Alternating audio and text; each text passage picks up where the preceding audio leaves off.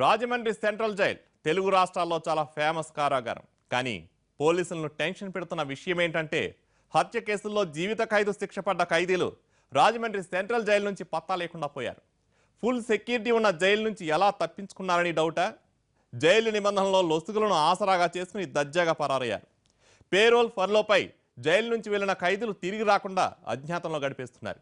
వీరిని పట్టుకునేందుకు కుస్తీలు పడుతున్నారు పోలీసులు.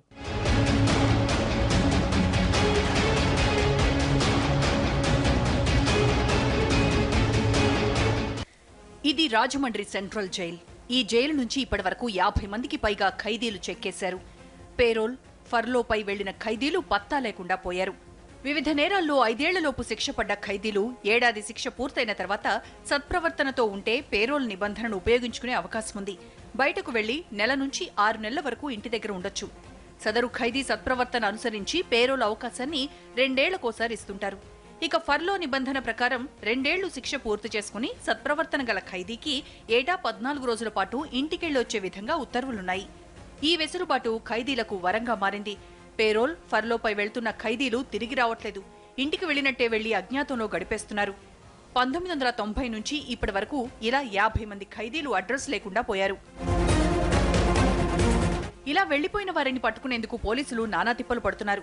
కొందరు తమ కుటుంబాలతో సహా గ్రామాలు విడిచి వెళ్లినట్టు జైలు రికార్డులున్నాయి. వీరి కోసం గాలించిన ఆయా గ్రామాల పోలీసులు ఆచూకీ లభించలేదని చేతులెత్తేశారు. ఇప్పుడు మరోసారి పాత రికార్డులను దులుపుతున్నారు. పరారైన పాత ఖైదీల కోసం జైలు సిబ్బందే స్వయంగా స్పెషల్ డ్రైవ్లు నిర్వహిస్తున్నారు.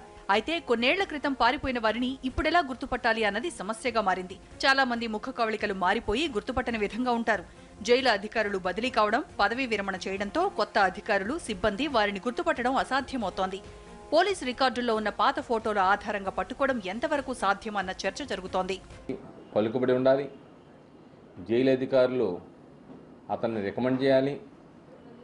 ఏ జిల్లాకు సంబంధించిన ఖైదీయో ఆ జిల్లాకు సంబంధించిన ఎస్పీ కూడా మొత్తం పరిస్థితులను గమనించి అతని విడుదల వలన ఎటువంటి ప్రాబ్లం క్రియేట్ అవ్వదు అని చెప్పేసి నిర్ధారణకు వచ్చిన తర్వాత ఈ మూడు మధ్య సమన్వయం జరిగిన తర్వాత వాళ్ళు పేరోల్ మీద విడుదల అవ్వడం జరుగుతుంది.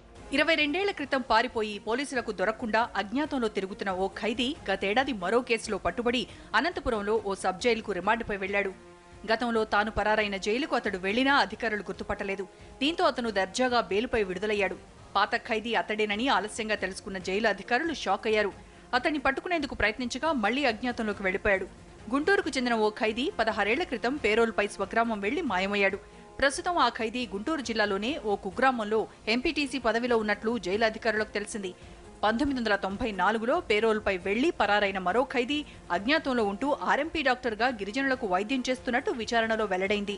సంస్థలు జైలు అలానే పోలీసు వ్యవస్థల రెండింటి మధ్య కూడా సమన్వయం లోపం ఉండటం వలన పేరోల్ మీద బయటికి వెళ్ళి పలుకుబడి కలిగిన వ్యక్తులు ఈ రోజున తిరిగి మరలా పేరోల్ పీరియడ్ అయిపోయిన తర్వాత రావటమే కాకుండా పేరోల్ నిబంధనను ఉల్లంఘించినప్పుడు కూడాను స్వేచ్ఛగా వాళ్ళ ప్రాంతాలలో వాళ్ళు తిరగలుగుతూ ఉన్నారు. రాజకీయ పలుకుబడి ఉన్న వారికే పేరోల్ వస్తుందని, అటువంటి వారే తిరిగి జైలుకు రావడం లేదని అంటున్నారు న్యాయవాదులు. పోలీసు, జైలు శాఖల మధ్య సమన్వయ లోపం కారణంగానే ఈ పరిస్థితి ఏర్పడుతుందని విమర్శిస్తున్నారు. దీనివల్ల పేరోల్కు అర్హత కలిగిన వారికి అవకాశం లేకుండా పోతోందని అంటున్నారు. పేరోల్పై వెళ్లి తిరిగి రాని వారిపై కఠినంగా చర్యలు తీసుకోవాలంటున్నారు. ఓవర్ స్టే అయి ఎవడైతే ఉంటాడో వాళ్ళని మళ్ళీ అప్రహెండ్ చేసే బాధ్యత పోలీసుల మీద ఉంటుంది. అయినప్పటికీ కూడా మేము కూడా ఎఫర్ట్స్ చేస్తున్నాం. ఈ మధ్యనే గుంటూరు జిల్లాలో ఒకరిని మేమే పట్టుకురావడం జరిగింది. వాడు ఆర్ఎంపీగా ఎక్కడో ఒక ట్రైబల్ ఏరియాస్లో పనిచేస్తుంటే మా నోటీస్కి వస్తే ఇమ్మీడియట్గా తీసుకురావడం జరిగింది. ఆ విధంగా మా నోటీస్కి వచ్చిన గంటల్లోనే మేము రెడీ టు క్యాచ్. జైలు నుంచి పేరోల్పై వెళ్లి తిరిగి రాని ఖైదీలు పట్టుబడిన తర్వాత వారిపై 224 సెక్షన్ ప్రకారం కేసు నమోదు చేస్తారు. ఆ ఖైదీకి మరో 6 నెలలు జైలు శిక్ష విధించే అవకాశం ఉంటుంది. మరి స్పెషల్ డ్రైవ్ ద్వారా ఎంతమంది ఖైదీలను మళ్లీ కటకటాల్లోకి పంపుతారో చూడాలి.